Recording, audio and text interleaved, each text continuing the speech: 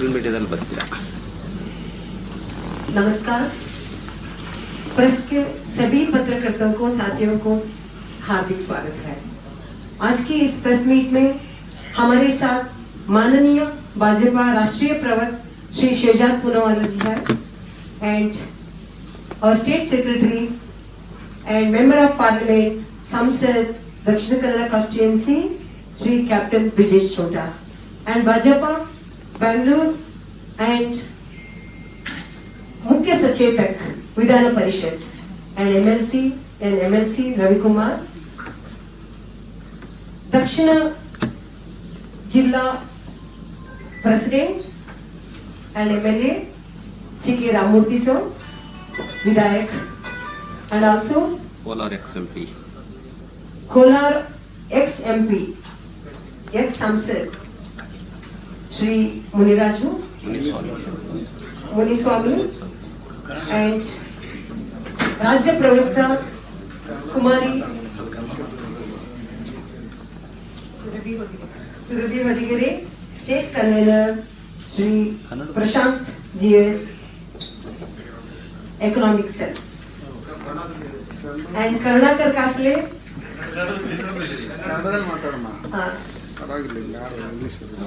सभी पत्रकारों को आदरणीय स्वागत है।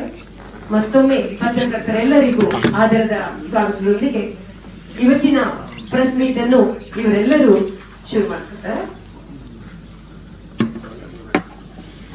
इस मीट को हमारा राष्ट्रीय प्रवक्ता शहजाद पूनावाला ने स्टार्ट करने की विनती करता है। Thank you very much. Am I audible? ಶುಭೋದಯ.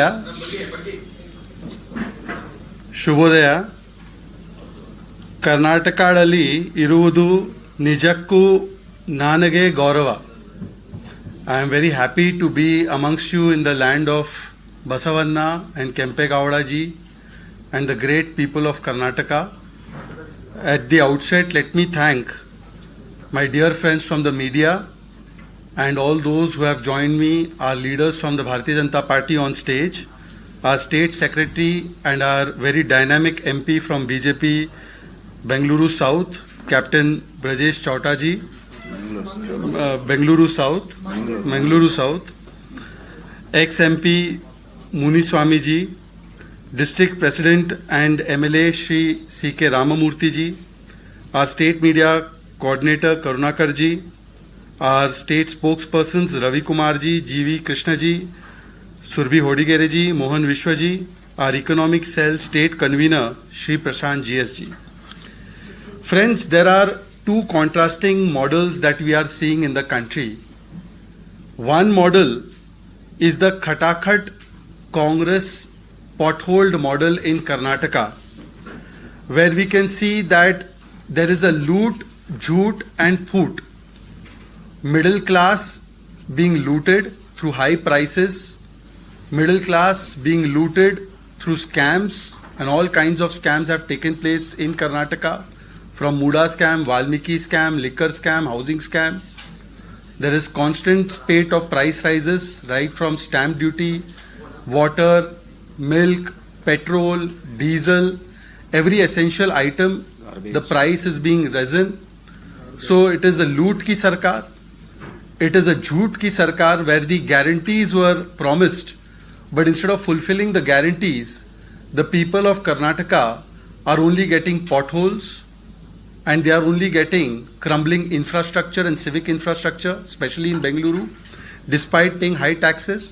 And then it is a phoot ki sarkar, a sarkar of division, where every day a new saga. In OTT you must be seeing that there is series 1, series 2, series 3. Every day there is a new series of DK Shivkumar versus Siddaramaiah ji fighting for the chair. And that is the loot, jhoot and phoot ki sarkar. This is one model that people of Karnataka unfortunately have had to face since 2023. And on the other hand, you can see that there is a Modi model of governance which says not loot, jhoot and phoot, but economy mazboot, economy becomes stronger, middle class ko chhoot, middle class will get the relief, and Kisan, Naujawan, MSME ko salute. The salute to our farmers, to our youngsters, to the Gen Z, and to the MSME and the people who are working hard for this country. And therefore, in the last 11 years, working on this model of economy mazboot and middle class ko chhoot and salute to the people who are making this country, you have seen that the economy of India is far from being dead. The economy is live and kicking. It is another thing that some people's political careers are dead. So because their political career is dead, they think that the economy is dead. But in the last 11 years, under the stewardship of the Prime Minister and Finance Minister Nirmala Sitharaman ji, the economy has gone from a fragile 11th position to 4th position. We are the fastest growing large economy in the world. Just now we have registered 7.8% GDP growth. We have one of the lowest inflation rates in the world. In fact, the inflation in August was about 2% CPI, from double-digit inflation to now at an all-time low. The NPAs are at an all-time low, from a time when there were bad loans given to all kinds of shady people to now lowest NPAs in the country. We have the highest foreign exchange reserves. In fact, just today and yesterday, our foreign exchange reserves have touched a whopping $703 billion. We have the highest exports in excess of $800 billion. We have the highest FDI in this country. We have the highest manufacturing PMI in last 17 years. Our credit rating has been upgraded by S&P just recently for the first time in 18 years. And we have had record additions in EPFO, Employment Provident Fund Organization, EPFO data. And our unemployment rate is at an all-time low as well. And therefore, you can see that 25 crore people have been lifted out of poverty in the last 10-11 years. And even income inequality is at its all-time lowest. As per the World Bank, India is the fourth most equal country. This is what we have achieved in the last 11 years. And therefore, you can see that even though some people who believe not in Gen Z but in Gen D, Gen Darbari, they were speaking about Gen Z. But just yesterday, from the place where I come from, Delhi, in the Dusu elections, Gen Z has given a befitting response to such Gen Darbaris and Gen E, Gen entitlement. They have given a befitting response, and the ABVP has won 3 out of 4 seats. Actually, the 4th person also, just like Revant Reddy, having original ABVP connection only. So, in a way, all 4 seats have been won by ABVP ideology. And this shows that the Gen Z of this country is also with Prime Minister Modi. And with this entitled Rahul Gandhi, there is only Gen Darbari, Mr. Sam Pitroda, whose undying love for Pakistan continues to prevail. Now friends, it is unfortunate that even as India is growing leaps and bounds, Karnataka is being put under a huge financial and economic burden and strain. And we will come to that also. But let me please tell you that in the last 10-11 years, after building huge infrastructure, building metro rail for the middle class, enhancing public transport, giving an income tax relief of up to 12 lakh rupees to the middle class, getting house loan and education loan rates down, and keeping inflation at an all-time low, Prime Minister Narendra Modi's government, led by the very able Finance Minister Nirmala Sitharaman ji, a daughter of this part of the country, they have given a Diwali gift to the people of India even before the arrival of Diwali. Come 22nd of September, that is just 2 days from now, on the first day of Navratra, or as we celebrate Dasara, you will find that the country will have a new next-gen GST reforms kicking in. And these GST next-gen reforms, GST 2.0 as it's being called in the media, has 2 objectives. One, to give huge relief to the middle class and to various sections of society by rationalizing the rates, by reducing the rates of many of the goods, and secondly, to make the entire taxation structure a very simple structure. And therefore, it would not be wrong for me to say that this GST 2.0, in every sense of the word, is not some Gabbar Singh tax as some people might want to call it, but it is a good and simple tax. And after GST 2.0, it has become gross savings and taxation low.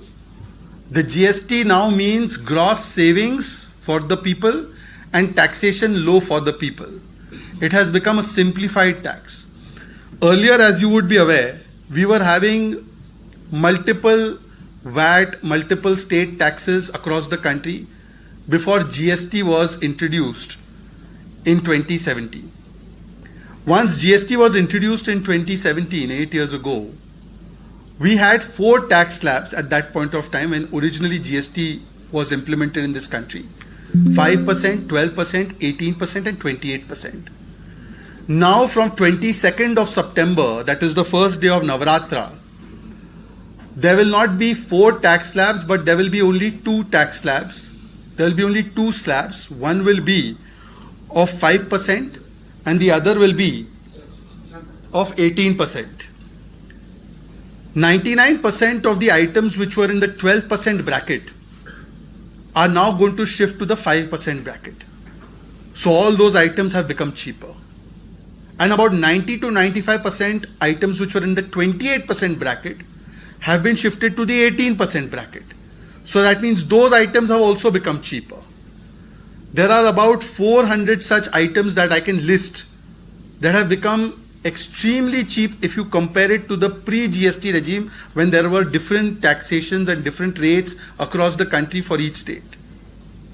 But if I were to sum it up, roti has become cheaper, kapada has become cheaper, idli has become cheaper, sambar has become cheaper, first house makan has become cheaper, first gadi has become cheaper, health has become cheaper, education has become cheaper.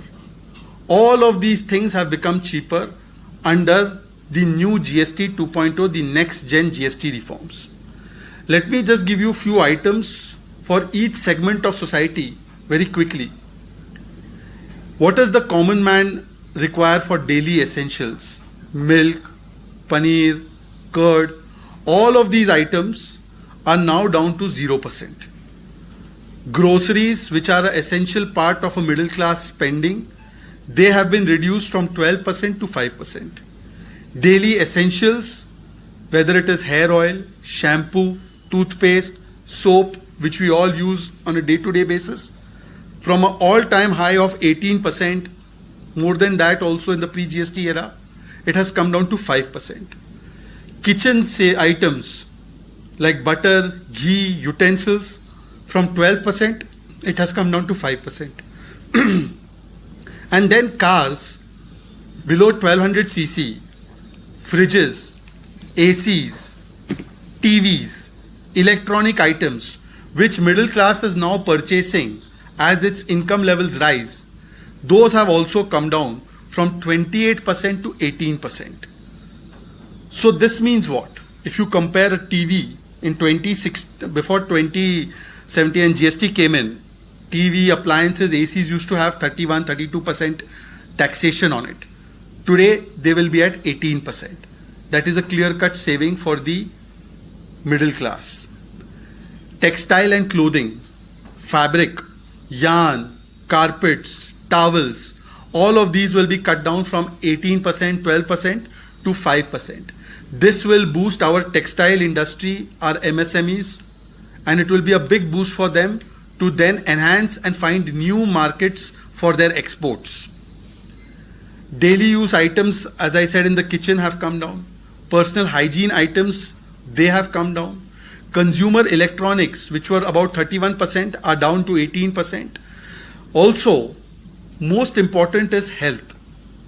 33 life-saving drugs are now at 0%. This includes cancer and severe chronic disease medicines, which have become 0% taxation. so it becomes easier for people to access these medicines. Anyways, Prime Minister Narendra Modi ji's government has given Ayushman card for cashless and universal health care to the poor. We now have a situation where Ayushman extends to all citizens who are above the age of 70, irrespective of their class bracket. So anyway, senior citizens are covered. But now, after Jan Aushadhi Kendra, where you get discounted medicines of 70-80% discount for the generic medicines, now you have 33 life-saving medicines where the GST is zero. Diagnostic kits, this were very important during COVID, as you would remember. In the pre-GST era, these diagnostic kits were having 16% tax. Today they will have 5% tax. So this will also make it affordable for every family to buy these diagnostic kits. Health and life insurance has been cut down to zero from an earlier high of 18%. So this means more people will be inclined to take and invest in the health insurance and in their life insurance. So this is the big way in which health sector has also been taken care of, and the most important cost component, if any family suffers a health crisis, then majority of their spending goes into that. Now how that middle class can be saved from this out-of-pocket expenditure for health, this has been done in the last 11 years and also through this GST 2.0. Let me tell you some very important steps that have been taken for the farming community and for agriculture. Agriculture, as you know, employs huge workforce, and now GST on fertilizers, GST on biopesticides, GST on tractors, GST on the tubes of the tractors, GST on drip irrigation system, all have been lowered to 5%. As you know, dairy items also the GST has been lowered. So on the one hand, the farmer's input cost is being reduced by reducing the GST on all these items that he requires to do his cultivation. And on the other hand, the products that he sells, GST is being reduced on that so that the consumer also has the benefit and the demand for these products grow. The net impact of this will be that farmers' incomes will rise. Already Prime Minister, I think, is giving almost 55 to 60 lakh farmers in state of Karnataka Kisan Samman Nidhi. Others can also get if the state government cooperates more. But anyways, 55 lakh Kisan are getting the Kisan Samman Nidhi. And across the country, you are seeing how farmers are being empowered, whether it is the implementation of the Swaminathan report, or whether it is ENAM, or whether it is increasing the agriculture budget from 25,000 crores to 1,25,000 crores, or whether it is through GST 2.0. It is very shameful, however, that in Karnataka, I was just reading that in the last 1 year, ever since this Loot, Jhoot and Phoot Sarkar has come to power, almost 980 farmers have been forced to die by suicide. And instead of having any kind of remorse, instead of having any kind of samvedana or having any kind of feeling for the farmers, you have arrogant ministers in this government who say that farmers are doing suicide for the extra compensation money. And such ministers are very close to the top leadership like Rahul Gandhi. Therefore, they face no consequences for such statements. This is the height of insensitivity towards the common man and towards the Kisan. So, as you can see that how farming community has also been helped in a very big way. So, whether it is Mahila, whether it is Aam Aadmi, whether it is Yuva, because even the items of education, the books, diaries, notepads, pens, their GST has been lowered. All of these cumulative impact can show that GST 2.0 is a Diwali gift that has come before Diwali. Let me just give you some few things of comparison so you know what kind of shift has taken place in the last 11 years. I said buying your first house will become cheaper. Why it will become cheaper? Because cement and paints, which were taxed at 30% during UPA regime, today will have GST of only 18%. This means that the cost for the real estate developer or the construction person is going to come down, and naturally that will be passed on to the person buying the house. The rates of the buying of the house will also come down. So from 30% to now to 18%. Cosmetics 30%, now it is down to 5%. Footwear was at 18%, now down to 5%. Very important thing next, sanitary pads. And this government has been focused on women's health. It has been focused on empowerment of women, whether it is the Beti Bachao Abhiyan, whether it is the parliament law that we have passed for reservation for women, whether it is permanent commission for women in armed forces, whether it is the toilet scheme by which toilets have been built in every household, thereby ensuring dignity of the woman, ensuring safety of the woman, whether it is Nal Se Jal Yojana, ensuring that tap water connection comes to the household, and the woman who's more often than not forced to go and collect the pail of water can now get the water at the convenience of her home, so time can be spent on education. This kind of steps have been taken, but now sanitary pads also from 13% taxation rate are down to just 0% taxation. Detergent, toothpaste, shampoo, coffee, all of this is down from 30 to 5%. As I said, sweets are also down from 18 to 5%. Fertilizer is also down. So every segment of society has been touched by these GST next gen reforms. For my brothers and sisters in Karnataka, let me tell them, I'm very proud because I'm an avid idli consumer myself. Idli batter and sambar premix is also going to get cheaper. Instant idli, for people like me, we cannot cook. I cannot cook it, so I have to use instant idli. That is also going to get cheaper. Karnataka is known for its lovely handicrafts, and all these handicrafts are now going to attract lower GST. So therefore this will boost and support our artisans. So whether they are from Mysuru, whether it's from Hubli, whether it's from Bengaluru, whether it is the Channapatna toys, whether it's the Bidri ware, all of these are going to attract from 18 or 12% GST to now just 5% GST.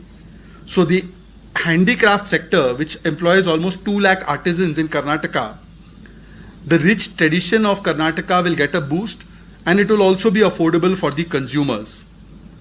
Consumer savings by this entire GST 2.0 is going to be in the range of about 7 to 10%. The entire economy is going to benefit because by this kind of savings, the consumption is going to be pushed higher, and there's going to be a new consumption of almost 2 lakh crore to 3 lakh crore going to be created in the economy. And this will set in motion the virtuous cycle, which many economists, some are sitting on the panel, they will understand that when you leave more money in people's hands, then they are purchasing more. When you purchase more, the demand is more, then there is more production. More production means more jobs, and more jobs means that there's a wider tax net or a wider base to collect taxes. So it will benefit ultimately even the state and the central government, because the consumption will increase, and we are seeing how our GST collections progressively have been rising. So this is going to be a win-win situation for everybody, and particularly for the MSMEs, there is a huge benefit because apart from the rationalization of the rates, the inverted tax structure, duty structure has also been corrected. There is a classification of issues in a more in a more acceptable way, so that there is no confusion that which item will go where. There is a stability and a predictability of what rates will apply now to various items. There is a ease of living also, because registration has become more easier. It is tech based, it is time bound, and it is also making it easier, the entire system, to process the claims that you have that you need to get back, so your liquidity issues will be solved. So faster refunds will be possible through quicker processing. So friends, this is the huge benefit that GST 2.0 is going to give to the country, and particularly to the state of Karnataka. But it is with great distress, I must say, that I was just doing some research and I have seen that on the one hand, Modi ji is giving choot to the middle class. That includes middle class of Karnataka. But on the other hand, this Khatakhat model, where Rahul Gandhi ji and his ilk had promised free everything, free ye denge, free wo denge, free ye denge, free wo denge, but nothing is free. Everything is coming at a heavy price. Right from A to Z, price of every item has been increased. As somebody was saying, garbage, collection, stamp duty, water, petrol, diesel. Now electricity costs are again going to be rising. Water costs are rising. Milk costs have risen. So on the one hand, they claim that they are giving free things. But on the other hand, they are looting the money from the people's pocket. DK Shivkumar ji and Siddaramaiah ji and their government, because they have a panja, the panja is going into the pocket of the people of Karnataka, the people of Bengaluru, and is looting the money. And if that is not enough, then they are looting through scams also. And if you have Olympic sport for corruption, then Karnataka Congress will win the gold medal. Every second, third day, there is a new scam that unearths. Now there is Muda scam. Then they have looted tribal community in Valmiki scam. Then they have done liquor scam. Then they have done housing scam. And housing scam has not been told by BJP people. It has been said by the same MLA who is now blue-eyed boy of Rahul Gandhi. Same MLA, he has said on the phone call कि मैं बोल दूंगा तो पूरी सरकार हिल जाएगी. So this expose is coming from their government only. Then we have land allotment scam. And Waqf, which has looted land of many farmers, even Waqf land has been looted by some of the ministers and some of the leaders of Congress. So see, Waqf has tendency of encroaching land, but who can loot Waqf land? That is Congress party leaders. So they are having gold medal when it comes to doing corruption and scam. Therefore, INC does not mean Indian National Congress. It means I need corruption. We have also seen that despite looting the Karnataka people and Bengaluru people with such high prices, the only thing that they get in return are potholes. It is a pothole government also, because whatever you put in the pot, people of Bengaluru and Karnataka are putting money in the pot, and there is one hole. That hole has been created by Congress, and the Sida that money is going to perhaps some leaders in Delhi. So there is a pothole form of government where everything put in the pot is going via hole to the Congress leadership. And then there is pothole on the roads. Now after this, the next program that I am going for, all my leaders advised me that you take Namma Metro and you go, unless you want first-hand experience of pothole. And 22nd September has not come, so my medical insurance, etc., GST is not reduced till now. It will reduce from 22nd. So I can take the pothole road after that. But every day I open social media or I watch certain channels, every day there is selfie with pothole. Prime Minister said, do selfie with daughter. In Karnataka, people are forced to do selfie with pothole. Every day. Yesterday also one bus has got stuck in Balagere Road. Am I pronouncing it right? Balagere Road. Before that, 20 children were stuck in a bus which had got stuck in a pothole. Then somebody has lost their life. So you see, we are giving good and simple tax. But in Karnataka, Congress is giving debt tax. This is a debt tax. This is a maut ka tax. Karnataka Congress is giving maut ka tax through this potholed roads, crumbling infrastructure and such kind of civic infrastructure, because no money is left. All the money is being looted through that pothole and is going somewhere in Delhi to some leaders in Delhi. Now recently I have seen that once upon a time, people like me, we used to aspire that Bengaluru is the global hub for IT and technology. But today tech companies are forced to leave Bengaluru. One company, Blackbuck, has said that they are leaving the ORR area because of the pathetic condition of roads, but not just pathetic condition of roads, because of the lowest intent to solve the problem. We are seeing every day the tweets and the statements of people like Mohandas Pai and Kiran Majumdar Shaw also. And I was seeing that our state president has put out some very interesting data. Vijindarji has put out, Yediyurappaji has put out, that as per 2024 Global Traffic Index, Bengaluru is the slowest city in the world. Imagine tech city, IT city, but in reality it is the slowest city in the world, with an average speed of just 17 kilometers per hour being covered in Bengaluru roads. And on a basis, commuters lose almost 117 hours per year due to traffic. So this is how globally the brand Bengaluru is being destroyed by Congress leaders in Karnataka. And when they are asked that, sir, why waterlogging is taking place in the flyover, why potholes are there, people are losing their lives, why black buck company is leaving. Very arrogantly, the Deputy Chief Minister says that we will not be threatened and we will not be blackmailed. See, the problem is that for the Congress party, the only black buck is the buck they are making through looting of Karnataka. So they don't care about black buck company. They care about only their black buck. मेरा black buck आना चाहिए. बाकी Karnataka and Bengaluru, they don't care. They only care about their black buck. They don't care about black buck which is giving employment to the people of Karnataka. And Mr. Shivkumar once said that even God cannot fix these potholes. So this is the level of seriousness with which they are treating Karnataka and Bengaluru in particular. Also, friends, lastly, this entire situation is arising because of the constant infighting that is taking place in Karnataka Congress. We have seen how this tukde model of governance had led to a lot of turmoil in state of Rajasthan when the Congress was in Rajasthan. One minister, Sachin Pilot, used to sit on dharna against other Chief Minister Ashok Gehlot.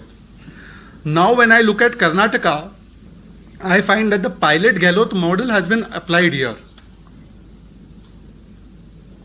Every day, one minister makes a statement about the Chief Minister that this Chief Minister is moving and Deputy Chief Minister is taking over.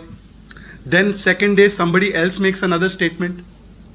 So because they are only interested in fight for chair, INC meaning I need corruption and I need chair. Because of this fight for chair, they don't care about the infrastructure, they don't care about civic mess, they don't care about crumbling law and order, they don't care about rising debt of Karnataka, they don't care about farmer suicides, they don't care about price rise, all they care about is satta, satta, satta. And this is what I call as the chori of people's rights. Rahul Gandhi ji is doing PowerPoint press conference and talking about vote chori. Rahul Gandhi ji, when he picked up case of Karnataka Assembly, Anand Assembly, obviously there is logic chori and there is truth chori, but perhaps he should have also seen that in Karnataka High Court itself, one of their MLAs, Congress MLA Nanjay Gowda's election has been invalidated. That is the real vote chori. So those who are indulging in Mahachori are labeling others as chor, and that too without any facts. The entire facts of the Aland case also, if you remember, after the so-called hydrogen bomb of Rahul Gandhi was exploded, it was less of hydrogen bomb and it was more of self-detonation. It was a bomb that exploded on himself. Because if you see in the morning, Rahul Gandhi at 11 o'clock, when he said in the press conference, he said 6,018 votes have been deleted. बोल गए राहुल जी, बोल दिए, बोल दिया तो बोल दिया, हुआ तो हुआ, as per Sam Pitroda. But by evening they realized that none of the votes had been deleted. Those votes are very much there. In fact, many of those votes were casted in the 2023 election, and it has been reported widely. None of the votes were deleted. So they have recanted their position on that. The first FIR also which was filed, it was filed by Election Commission. It was filed when the Congress party wasn't there in government. It was the BJP government in February 2023 when it was there. That time the first FIR was filed. Karnataka CEO, electoral officer, has come out with a detailed response also that how all the things that were required by the CID, whether it's the password, login, etc., all of them were provided way back in 6th of September 2023. So Rahul Gandhi ji, instead of focusing on the real vote chori of Nanjay Gowda, instead of focusing on the Adhikar ki chori that has taken place with people of Karnataka, has now once again come up with vote chori. But I am just glad that till yesterday night I was waiting. I thought today we may have to cancel this press conference because Rahul ji may do press conference saying that Dusu election mein bhi vote chori ho gaya. I was waiting for that. I was waiting 11 o'clock announcement might come. Rahul Gandhi to explode hydrogen, nuclear, atom bomb altogether. Dusu election also has been stolen from us. This is what happens when you have a Gen D, Generation Darbari, and Gen E, Generation Entitlement leader trying to force his agenda onto the others. And friends, he is being guided by the very worthy Sam Pitroda, whose undying love for Pakistan doesn't seem to end at all. Yesterday, Uncle Sam, who is the first family closest retainer, loyalist, advisor, guru of Mr. Rahul Gandhi, and whenever Mr. Rahul Gandhi from Malaysia to Bangkok, Vietnam to America, wherever he goes, if you see one person along with him, it's not Mr. Khadge from this state. It is not even others. It is just Mr. Sam Pitroda. Yesterday, Sam Pitroda has said, enunciating Congress's original position, that I feel that I am in home when I am in Pakistan. By the way, Mr. Sam Pitroda does not feel at home in India. Therefore, he is living in United States. But he feels very much at home in Pakistan. Now, why he has said this? This is not a statement made by one Sam Pitroda.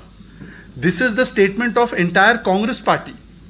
Your very well-known leader from Karnataka Congress, B.K. Hariprasad, once said that Pakistan is enemy for BJP. Pakistan is not our enemy. We are friends with Pakistan. Certain people, when they get elected, Pakistan Zindabad is also chanted, I've heard, in this great state. So their love and affection for Pakistan is so much that right from giving clean chit to Pakistan on 26/11, on Samjhauta, on Pulwama, on Pahalgam, Mr. Chidambaram gave, right from undermining the armed forces on Operation Sindoor, calling it failure and chutput, or going and saying that surgical strike did not take place, it was खून की दलाली. सेना का अपमान, पाकिस्तान को बताओ भाईजान, ये है कांग्रेस की पहचान. And therefore, INC has no longer become Indian National Congress. It has now transmutated into Islamabad National Congress. And therefore, they have more consideration for people of Islamabad and Rawalpindi. And this is the true face of India. Thank you very much. If there are any questions related to the first topic and then others, we can take them. It has been reported by the media. I'll read it out to you, sir. I come in house only. He has said it, and it is. You can check. It's no problem.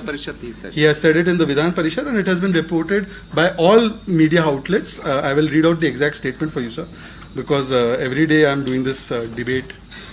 Pakistan, enemy country for BJP, not for us, says Karnataka Congress's B.K. Hariprasad. In fact, BJP had taken the statement up also, and he had stuck by his statement. And forget B.K. Hariprasad. Mr. Sam Pitroda continues to hold by his statement. He is saying, yes, Pakistan, I feel like I am at home. Pakistan is my house. It is my house. So imagine, Hafiz Saeed is his brother. He is saying that Hafiz Saeed is my brother because he is feeling like home in Pakistan. He is saying Pakistan and our people have same DNA. Same Sam Pitroda said that Indians from North are like American, Indian from South are like African, Indian from Northeast are like Chinese. In Indians he found different DNA, and with Pakistani he is finding the same DNA. There can be no comparison between Pakistani and Indian because one believes in Atank and one believes in Vishwa Bandhutva. But the point is that Congress party finds Bhaichara and Sayyara and Yarana with Pakistan. This is very